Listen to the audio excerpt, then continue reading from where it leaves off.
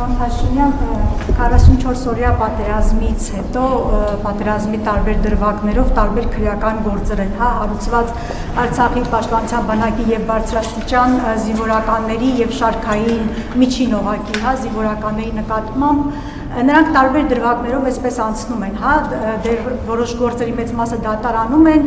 հնարավոր ամպուտության դրսևորում, որոնց հետևանքով, չգիտեմ, այս կամ այն բարձունքն ենք կորցրել։ Այս համատեքստում ծագում ամենագլխավոր հարցը հետևյալն է, որ շատ է հնչում, օրինակ, ասում են դուք ինչ գործ ունեք Արցախի հետ, եթե Արցախը ճանաչել եք Ադրբեջանի կազմում, այսինքն Հայաստանի Հանրապետության դատարանների առաջ կանգնած են Արցախի զինվորականներ, եթե դուք այդ Արցախը ճանաչել եք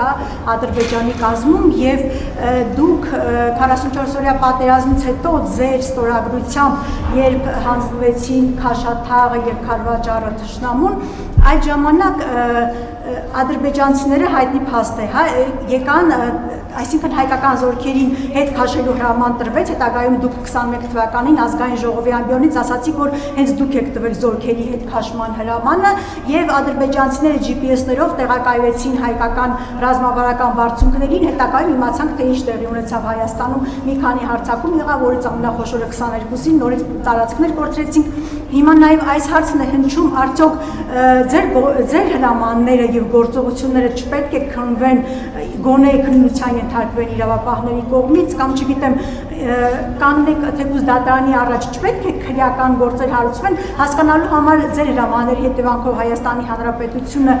ինչ վնասներ ունեցավ, գոնե քննության ենթարկվեն, այս հարցադրումները շատ հնչում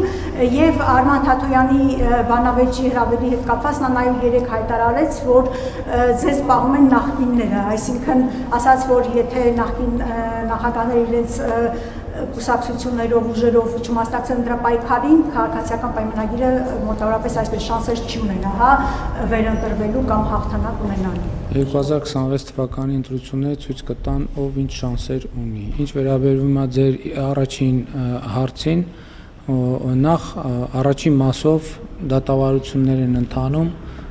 թող իրավաբանները այդ հարցին պատասխանեն, ես հարկ չեմ համարում այդտեղ մեկնաբանել, նախորդ շրջանում բազմիցս եմ մեկնաբանել, բայց հիմա դատավարական process-ներ են։ Ինչ վերաբերում է ձեր երկրորդ հարցին, այդ քննությունը տեղի է ունեցել, ես գործով հարցաքննվել եմ 5 ժամ կամ չգիտեմ կներեք, եթե ժամի հարցում սխալվեմ, հրապարակային քննվել եմ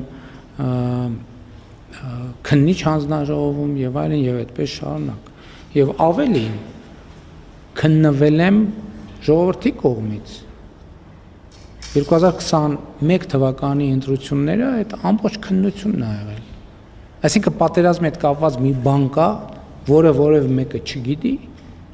տենց բան կա, որ որևէ մեկը չգիտի,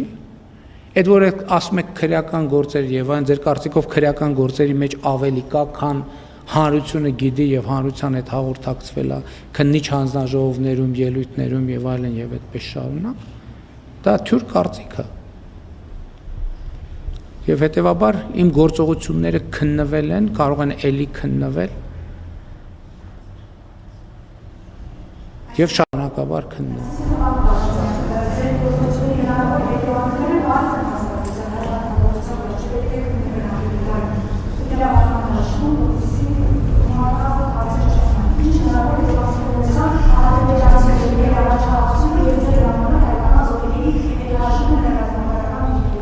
Ուրեմն ես երբեք որևէ հրաման չեմ տվել Հայաստանի Հանրապետության որևէ ինքնիշխան տարածքից Հայաստանի Հանրապետության որևէ զորքի հետ քաշման մասին, սա առաջինը։